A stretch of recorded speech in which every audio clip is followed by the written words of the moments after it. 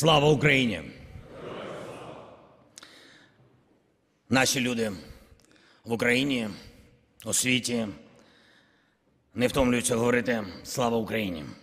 Україна не втомлюється відповідати «Героям слава!», але на нашій землі стали рідше звучати слова «Україна має перемогти». Перемога для декого стала незручним словом, на жаль. І в реальності ми розуміємо, перемоги не просто досягти. Хоча тільки перемоги народжують для країни славу і дозволяють берегти реальну пам'ять про героїв на століття. І дають можливість країні жити. Жити незалежно, жити вільно, жити суверенно на своїй землі і за своїм законом. І самим обирати для себе майбутнє. Майбутнє для України – це, безперечно, бути сильною частиною глобального світу, бути на рівних з усіма країнами-лідерами, бути в Євросоюзі та в НАТО, бути там повноправно, бути там – це справедливо для нас. Слава Україні!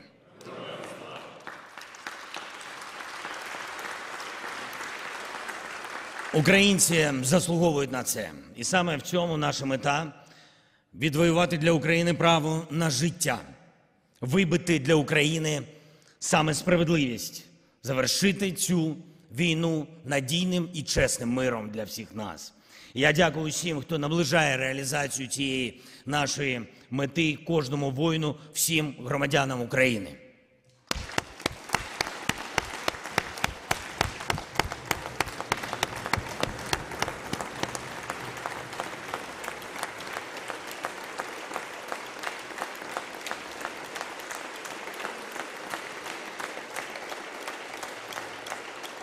І саме для всіх нас, українців, підготовлений план. План перемоги. План перемоги України – це план посилення нашої держави, посилення наших позицій, щоб бути достатньо міцними у завершенні війни, щоб Україна була з усіма мускулами. Цей план можливо реалізувати. Це залежить від партнерів, підкреслюю, від партнерів. Це точно не залежить від Росії. Кожен в світі бачить, що Росія не шукає чесного миру.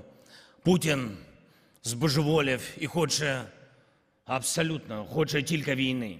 І він сам, особисто він не зміниться. Він надто з минулого, надто вчорашній. Він глухий до всіх інших. Але разом ми, українці, разом з нашими партнерами, ми повинні змінити обставини так, щоб війна закінчилась безвідносно до того, що хоче Путін. Ми всі повинні змінити обставини так, щоб Росія була примушена до миру. Спочатку давайте згадаємо, що майже 2 роки тому на саміті Групи 20 в Індонезії Україна запропонувала формулу миру. Це стратегія припинення російської агресії проти України і українців та відновлення справедливості для всього нашого українського народу на основі цілей і принципів Статуту ООН.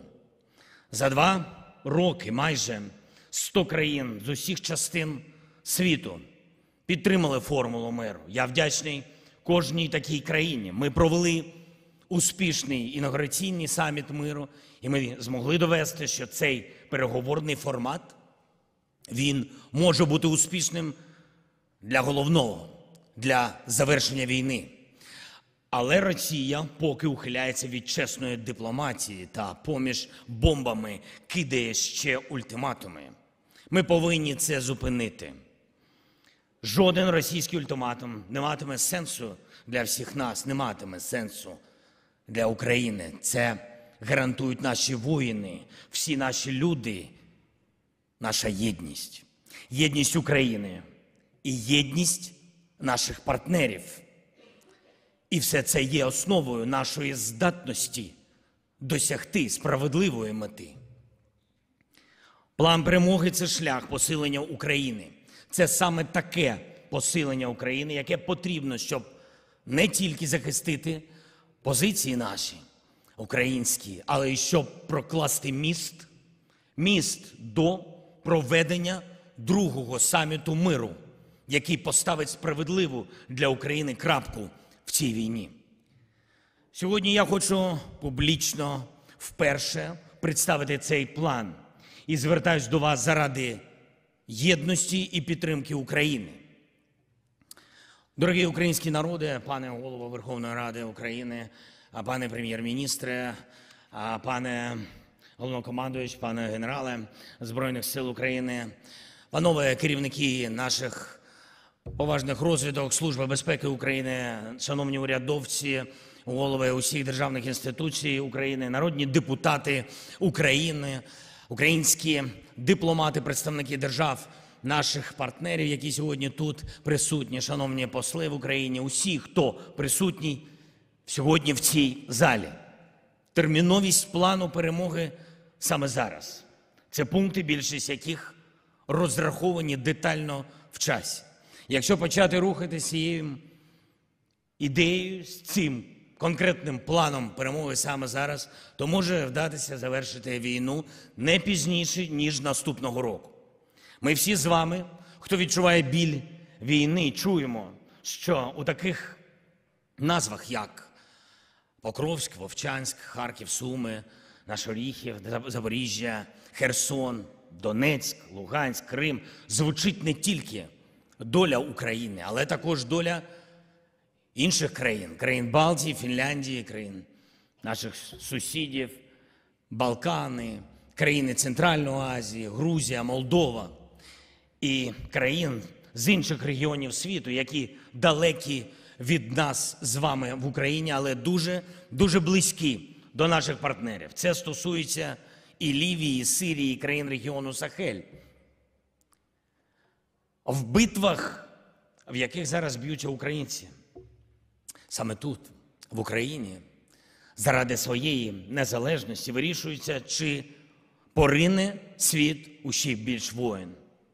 Росія та її спільники хочуть більше воєн. І це факт. Вони вчаться. Чим більше часу вони матимуть, щоб вчитись нести саме руїни і тільки, тим більше згодом світ заплатить обов'язково, на жаль, за право на життя, за право на мир. Зараз для наших партнерів допомогти Україні – це гарантувати, що у світі збережеться порядок, заснований на правилах. Якщо війна Росії проти України завершиться на саміті миру та на основі міжнародного права, це переконає інших потенційних агресорів не розв'язувати інші війни. І якщо ж Путін досягне своїх божевільних цілей геополітичних, військових, ідеологічних, економічних, то це створить нездоланне враження у інших потенційних агресорів, зокрема в регіоні і Затоки, в Індо-Тихоокеанському регіоні, в Африці, що загарбницькі війни можуть бути вигідними і для них також. Тому доля наступних десятиліть визначається саме діями нашої глобальної коаліції на захист України і міжнародного права. Для нас абсолютно легітимно звертатись до партнерів за підтримкою в цій битві. Для партнерів цілком практично допомогти нам не тільки вистояти, але й перемогти в війні за наше життя. Цим партнери допоможуть собі не менше. В коаліції злочинців разом з Путіним станом на зараз вже Північна Корея, родина Кім, яка тримає у рабстві більш ніж 20-мільйонну частину корейського народу. Наша розвідка фіксує не лише передачу зброї з Північної Кореї до Росії, але й передачу людей. Це робітники для російських заводів замість убитих на війні громадян Росії і особовий склад для російської армії. І це уже факт. Фактично, це участь вже другою державою у війні проти України на стороні Росії. Кожен бачить допомогу іранського режиму для Путіна, так само, як і співпрацю Китаю з Росією. Попри заяви, Пекін утримується від справді серйозних дієвих кроків для того, щоб зупинити Путіна, зупинити агресію і порушення Росією статуту ООН. І ми маємо чесно говорити, українці та всі наші партнери, якщо ми не посилимось суттєво зараз, Путін встигне суттєво посилитись в наступному році, посилитись так, щоб назавжди відкинути дипломатію. Росія повинна програти у війні проти України. І це не заморозка, і це не торгівля територіями чи суверенітетом України. Ми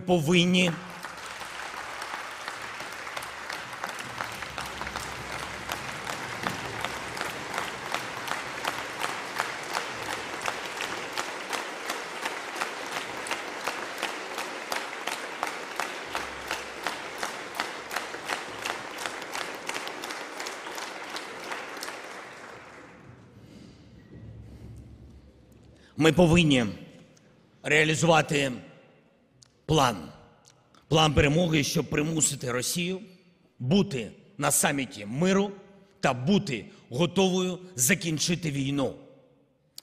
Отже, план складається з 5 пунктів та 3 таємних додатків. Пункт перший – геополітичний. Пункти 2 і 3 – вони військові. Пункт 4 – економічний. Пункт 5 – плану перемоги – безпековий.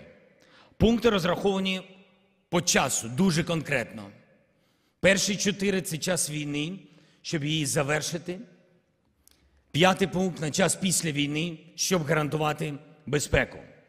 Перший пункт – це запрошення в НАТО зараз.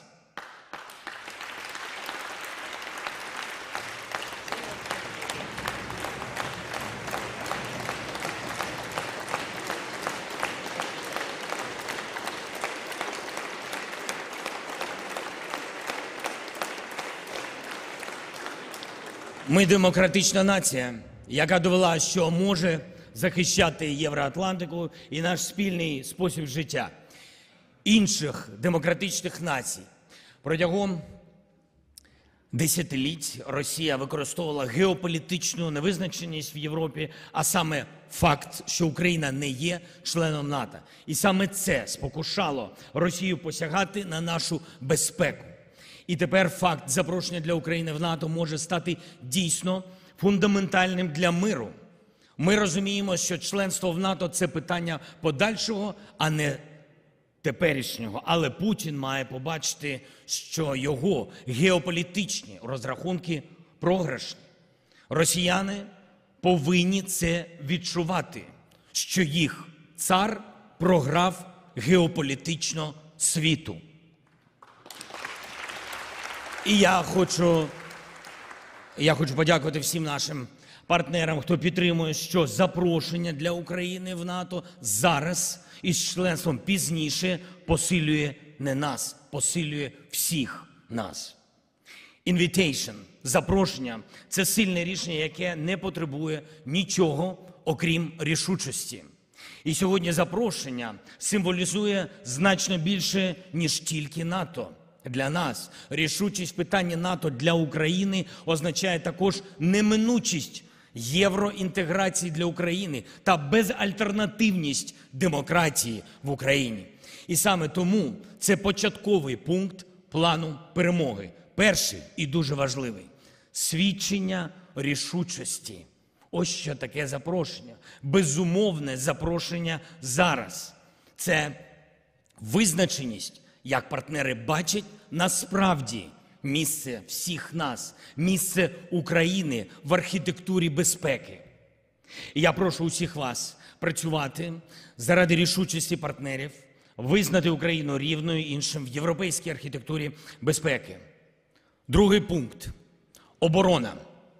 Це незворотнє зміцнення української оборони проти агресора. Це реалістично захищати наші позиції на полі бою в Україні і водночас обов'язково повертати війну на територію Росії. Щоб росіяни відчували, що таке війна, і попри російську пропаганду починали розвертати ненависть в сторону Кремля. Ми не наївні, Україна не вірить і не повірить, що більшість росіян усвідомить дійсно глибину морального падіння їхньої держави, але вони мають відчути падіння російської армії. І це буде програшем їхньої ідеології війни. Є чіткий перелік зброї, яка здатна підтримувати таку силу наших воїнів. А завдяки Курській операції ми побачили, що Путін не має достатньої сили, щоб триматись, коли ми тиснемо, справді тиснемо міцно. Тому ключем до реалізації цього другого пункту плану перемоги є успішне продовження операцій Сил оборони та безпеки України у визначених районах ворожої території, щоб не допустити буферних зон на нашій землі. Незворотнє посилення позицій Сил оборони та безпеки України і знищення наступального потенціалу Російської Федерації на окупованій території України.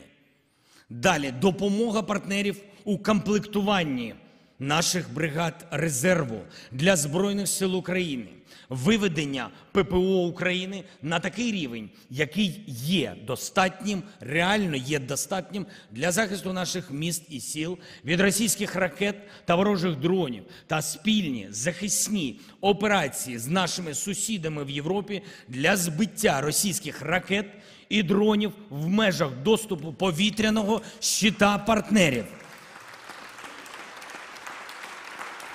А також розширення операцій із застосуванням наших українських ракет і дронів, а також інвестиції у розширення їхнього виробництва в Україні, зняття партнерами обмежень на застосування далекобійної зброї на всій окупованій Росією території України і на території Росії по об'єктах воєнної інфраструктури ворога.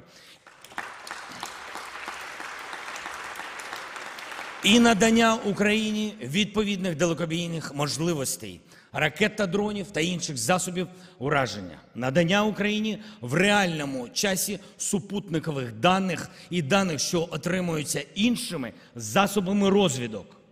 Для кожного з підпунктів оборонного пункту нашого плану перемоги Україна надає партнерам чітке обґрунтування, всі деталі, що саме є нашими цілями, як ми їх досягаємо і наскільки це зменшить російську здатність продовжувати цю війну.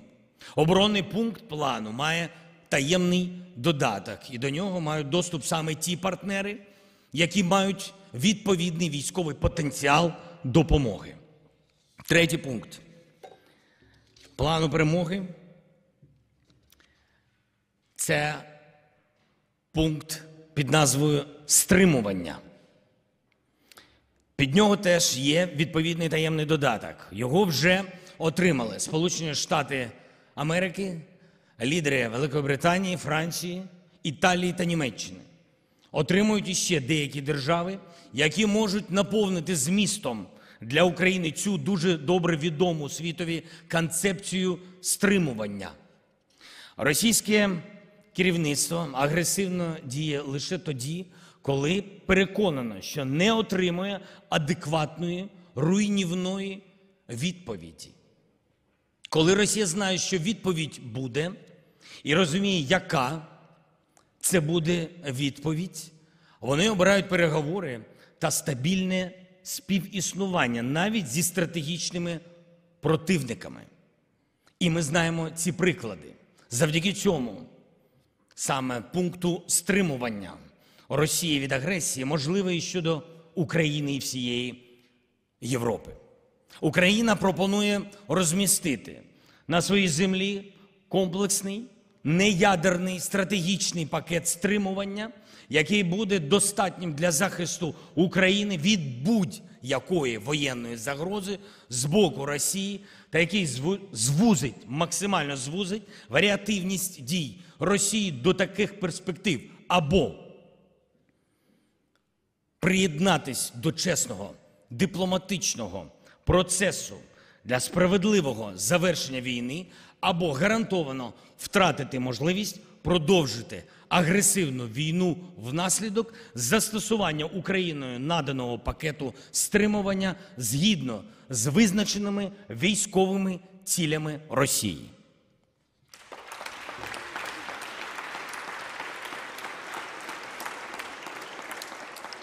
Тобто пакет стримування – це факт, що Росія або йде в дипломатію, або йде до втрати її машини війни.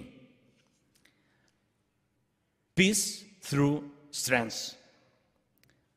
По обидва боки Атлантики це працює.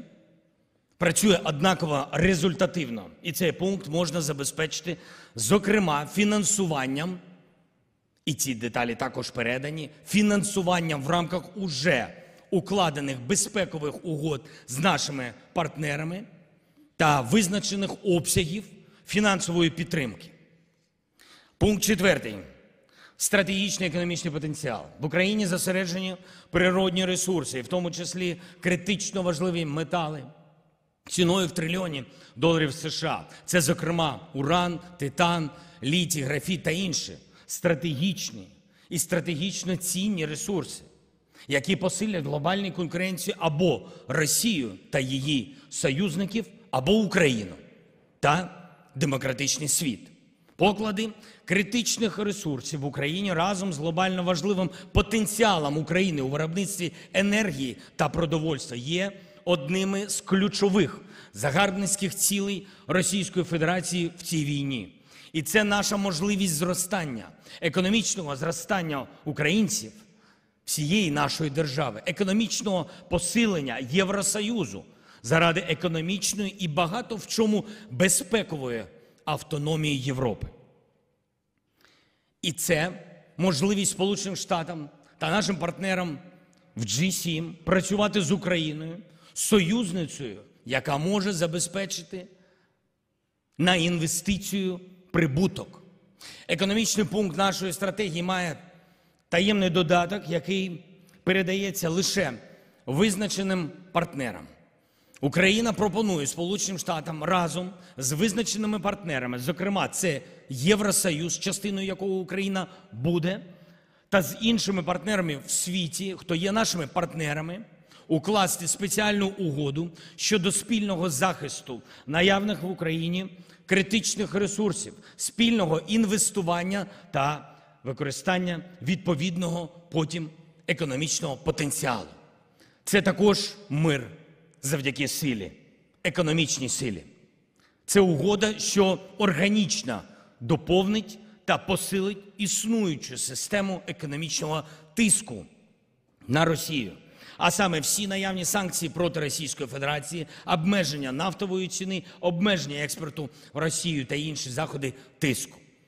Російські спільники у світі повинні усвідомлювати, знати, бачити, що у цього режиму немає економічного майбутнього. І п'ятий пункт. П'ятий пункт розрахований на післявоєнний час. Після цієї війни Україна матиме один із найбільш досвідчених та великих військових контингентів. І це люди, справжні люди, наші воїни, які володітимуть реальним досвідом сучасної війни, успішним досвідом застосування західної зброї та різнобічним досвідом взаємодії, безумовно, з нашими партнерами, з військовими НАТО.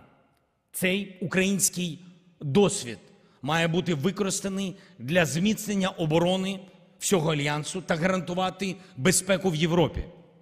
Це достойна місія для наших героїв.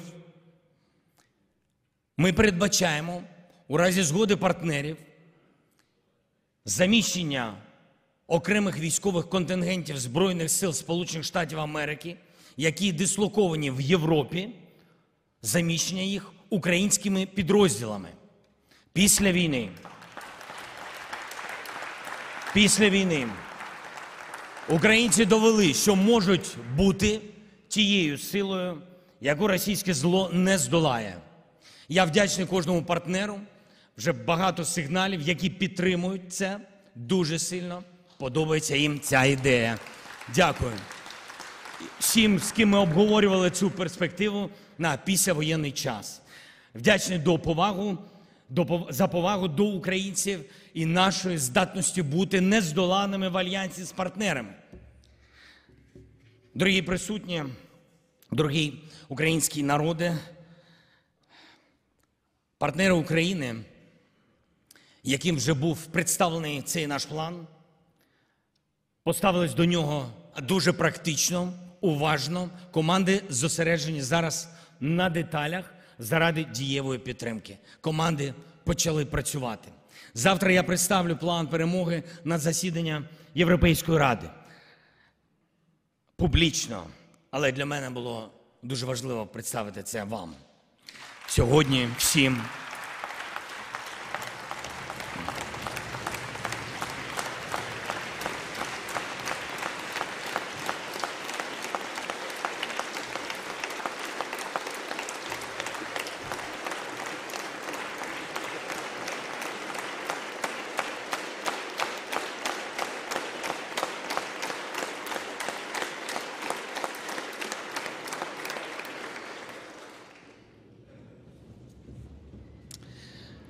Але я хочу бути відвертим з вами щодо того, як сьогодні ситуація супроводжується у певній непублічній, в різноформатній комунікації із Україною також.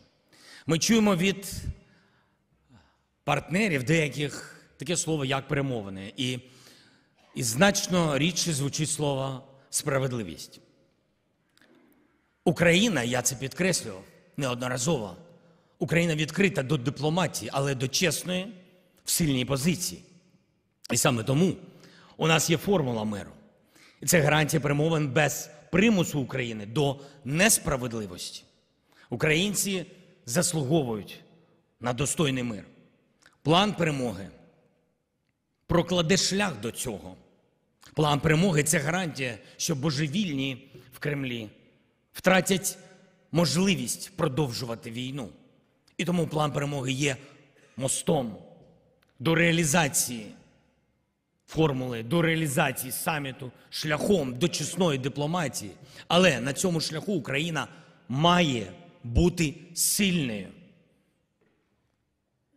об'єднаною та свідомою того, що Росія не може відпустити нас. Не може відпустити, але Росія може та повинна Україну втратити. Росія повинна назавжди втратити контроль над Україною і втратити навіть бажання такого контролю. Всі такі можливості. І водночас це гарантія спокою для всієї Європи. І щоб ми досягли цього, я прошу всіх вас працювати, служити Україні, працювати на єдність в Україні та єдність України з партнерами, переконувати партнерів бути тими, хто працює невтомно. Я дякую кожному і кожній, хто працює саме так заради України, хто воює заради України. Я дякую всім, на чиїх плечах стоїть Україна. Іноді у час війни буває так, що суспільство, є такі історичні приклади, суспільство поляризується, але саме завдяки повазі один до одного та вдячності суспільство зберігається. Попри будь-що, будь-які виклики, попри поляризацію. Ми не воюємо один з одним. Ми воюємо з Росією. Це наш ворог. Воюємо з ними на полі бою, в міжнародних відносинах, в економіці, в інформаційній сфері, в людських серцях. Вони ворог. Всередині України ворогів немає.